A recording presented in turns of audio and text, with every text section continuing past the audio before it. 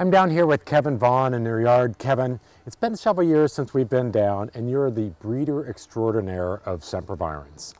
So, last time we were down, we talked a lot about Sempervivums, and there have been huge craze. But now we're on to something bigger and better with the Sempervivums. Oh yes, for years we've had probably maximum 6-inch diameter Sempervivum, but for the last, since I started breeding them in 2010 here, I've been crossing the biggest things with the biggest things.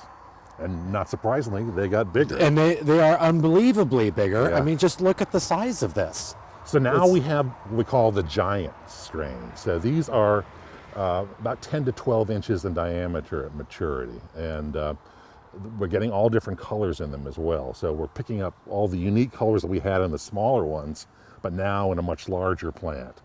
And so now a northern gardener can do the same kind of xeric landscape that they do in California with succulents, the echiverias and plants like that, but now use something that's totally hardy. These are hardy to -20.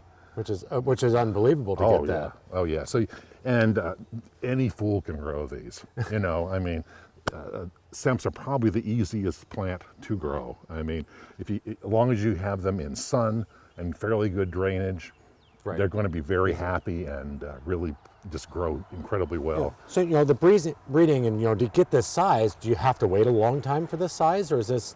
No. So these are about. There was a chick put in a pot here probably 6 months ago. Yeah, something a little bigger than that. But and then 6 months later, it's already to that size. Wow, that's a pretty impressive. It is growth for a season. Yeah. And so when you're breeding these, we're standing in front of this this tapestry of colors, which is unbelievable in your breeding beds. How does the breeding kind of take place a little bit? How do you do that? Okay, so of course these flower in the summer here, so you're not seeing the flowers now. So every day in the summer, I go out here and I bagged all the blossoms on these guys, and so I go out as soon as the pollen is ripe, usually about 9:30 in the morning. I go out and I make crosses, and then I gather the seed from those crosses in the fall, and that seed is put in pots.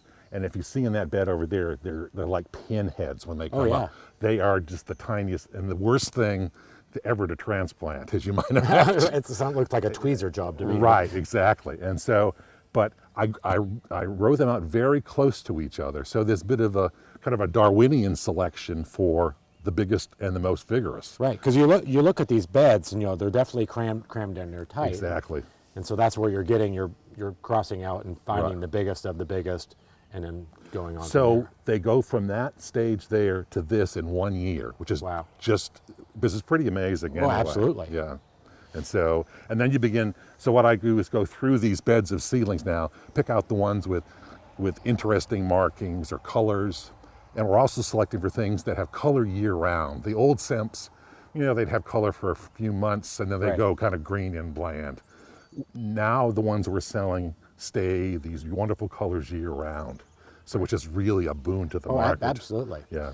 And then these are all part of the Chick Charm line, that Chris Hansen has put out. Right. And Gold Nugget is one of those that we've been learned about over the last several years. This is the big version. And this is the big new and improved Gold Nugget. Right. This is Gold Mine, which is a Gold Nugget cross another Semp called Killer, and Killer gave it the size and the vigor, and so that cross was a really good one in terms of making Gold Nugget a much bigger plant and a much more lot more increases than Gold Nugget generally has. And so you've been working on these a little bit, and it's kind of exciting now because they're just now starting to hit the market.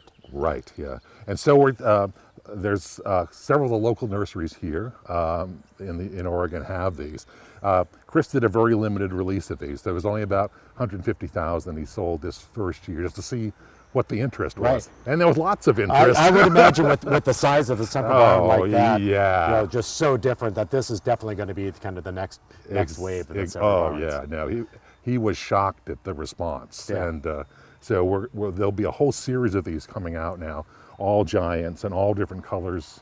And just seeing the teaser of what's in this bed and what is yet to come is pretty exciting. Yes. So if you're looking for something new and different and large and the color's unbelievable, make sure you start checking out the new series of these. Check your independent garden centers because they are coming soon. So Kevin, it's been great to be out here, and it's really inspiring to see you. Oh, thanks, Ryan.